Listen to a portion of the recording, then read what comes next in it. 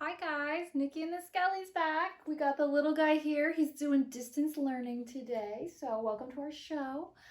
Today we're going to talk about how to do a fabric covered candy luge. I know you're all like, what? That's fabric? She didn't freehand draw that? No way. Yeah, it's totally fabric. So let's get right to it with what you got to do. So like all of our other candy luges, we start with two 2x36-inch poster tubes.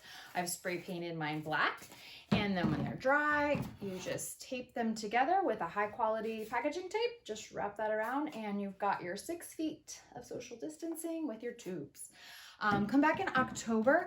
I'm going to do a series on upcycles for your poster tubes, ways to reuse them on November 1st. So now if you want your candy luge to look really sharp, but maybe you don't have the time or the artistic skills to freehand a design, I love the fabric covered one because it's so polished. And if you are a recovering perfectionist like me, this is the one for you. We meet on Wednesdays at Michael's. It's sort of a desensitization program. So go to whatever store you like that sells fabric and pick out something that you love. I went with this spider, glittery spider on black. So this one is sort of a velvet, has a little bit of a stretch to it. If you get a stiff fabric that does not have stretch, you can skip part of this next step. But if yours has a little give and you're like a little bit of an uptight person and you want to make sure that your design comes out really straight and square, what I did is I cut my fabric down to size, a little bit bigger than the size of your poster board. And then I went along and got it straightened the way I liked it and just clipped it with these are binder clips. And just clipped it along the side.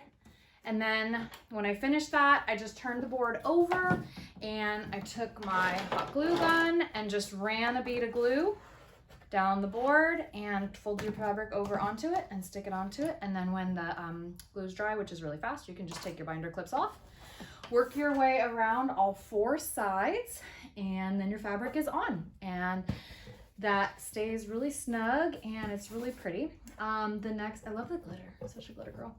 The next step is deciding where you want your candy to come out. So decide where you want that to happen.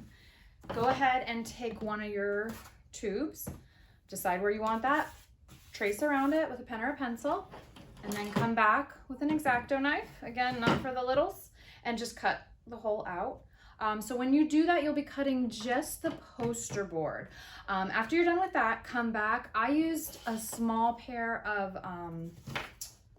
hair scissors to cut the hole. Really, any pair of scissors you have that's sharp enough to cut your fabric well. There they are. I use these. So you just cut a little hole and then cut 6 pie-shaped wedges. Let me turn this around so you can see. So depending on how stretchy your fabric is, you might not need to do 6, but I cut them just shy of the edge of the hole and then pulled each one back and hot glued it like that. So then when you're done, your candy luge fits right in like that. Not so hard. So if you are using your candy luge on a solid surface, you can just go ahead and continue to decorate as you like. If you're using grass, just go ahead and get your packaging tape out and tape on a yardstake, and that'll go perfect. For mine, I hot glued on a little spider from the dollar store. I thought that was cute. And that is it. It is that easy. I really like the fabric option. It's quick. Nothing really needs to dry. Your design looks like really professional and sharp. And it's not that much effort on your part. So thanks for watching. Follow me on Instagram at Halloween Party Envy for more DIY stuff. And if you do make a candy luge, I'd love to see what you made. So go ahead and use the hashtag #ShowMeYourLuge and I'll post favorites as they start rolling in. Thanks so much, everybody, and happy Halloween.